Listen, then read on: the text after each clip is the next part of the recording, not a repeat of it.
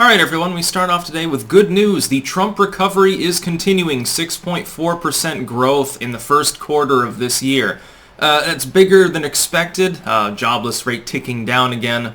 Everything's actually economically going well.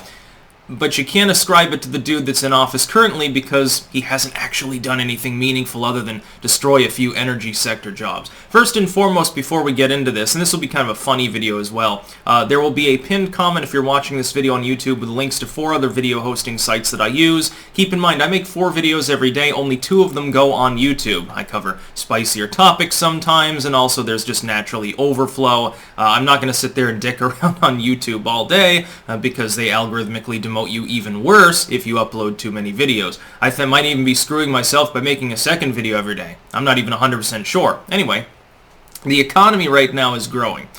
The first caveat is, of course, it's Trump's policies that are driving that. The second caveat is that a lot of it that's not involved with, the Trump economy in general is state level. A lot of it has to do with the fact that some states, they're opening back up. If you laid off 10 employees and then you're rehiring some of them because your capacity in your business is up because the restrictions are being decreased or removed, naturally you're going to have less joblessness, you're going to have more money being generated and so forth. Number 3, the other thing, and this is the part that's not so cheerful, is that a lot of this growth is literally just slow repair of damage already done basically because of COVID. That is, if the economy grows 6.4%, but the economy had fallen off by some ungodly total in the high double digits almost a year prior, really it's not really progress, it's just you've taken like 10 steps back, but you've taken a couple steps forward. We're still way behind where we should be. We were down at 4% unemployment, now it's like 6 point something. It's not terrible. Obama said 7% unemployment was structural at that point, so we've already gone beyond Obama numbers.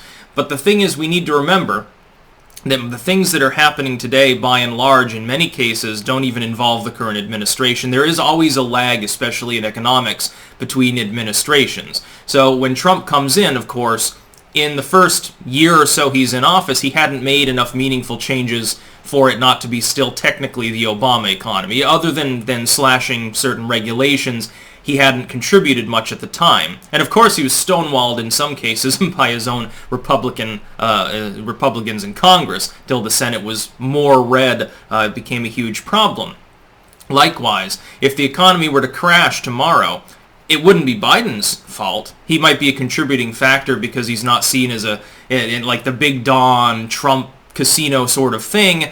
He's not seen as the business president. He's never been a businessman. He's a career politician. But it wouldn't be his fault if there were like a depression tomorrow. It'd be more linked to COVID than anything else. And we're in a recession. Keep in mind, we are still technically in a moderate recession at the moment. Under the best of circumstances, which is Trump is reelected and continues deregulating and shit, it would still take a couple of years to undo just that damage. And then you still have technically a deficit because what happens in those 2 years is there's more people. So if the economy is at the same rate for considerably higher population, several million new people, actually it's not as good as otherwise. Keeping in mind, the economy right now, again, has not been hyper-regulated yet. Biden hasn't yet fucked with the tax code. He's got a lot more damage that he could do. Basically, the only structural damage he's done so far is in the energy sector and in business confidence. In the energy sector, of course, canceling Keystone XL, that's going to cut several tens of thousands of jobs long term. It's in a huge amount, but it's there. Gas prices have soared out of sight, essentially, and Biden, during that period of time, decides to pick that particular moment to attack the energy sector more and cancel a bunch of drilling leases and exploratory shit, especially harming Texas and New Mexico, actually. New Mexico, by the way, a strategic blunder, potentially, for the Democrats to allow them to do that. That's basically an olive branch to the far left, to the AOC types, to keep them quiet, to shut them up. You saw at his congressional address, his first speech to the Congress. Basically, it was just a far-left canard, but this is how you get elected, and it's how you keep the far-left from schisming and breaking off the party, basically. I don't even expect him to make too many meaningful changes. Actually, if Biden is a do-nothing president, it'll be a better presidency than otherwise. Because if he takes any action at all, it's either going to be globalist neoliberalism, well, that clearly doesn't work, or it's going to be, again, olive branches to the far left, which is arguably even worse than globalism in some cases. The Biden economy won't even kick in for some time to come. Right now, it should be Trump getting the credit for this. Just like with COVID, people apparently approve of the job Biden's doing based on vaccination totals that were already heralded under the Trump admin. With vaccines fast-tracked in research by the Trump administration, with the FDA's sort of kind of quasi-approval of their use despite not passing necessarily the most rigorous standards under the Trump administration. Biden's only been in there for 101 days. So it's not really, he's not done anything to help the economy along. And again, a lot of it isn't even necessarily federal level, a lot of it's state level. The COVID response, which is responsible for the bulk of that economic damage, it has to do with the human response, not the disease itself, was led by governors. Even today, blue state governors still maintain some aspects of lockdown. Well, their economies are dropping further behind a bunch of bumpkin states, so-called like the flyover states, that in some cases never locked down to begin with, like the Dakotas, Florida, and Texas, and all of these other states. These people, why do you think the MSM is constantly propagandizing after DeSantis and Abbott and people like that?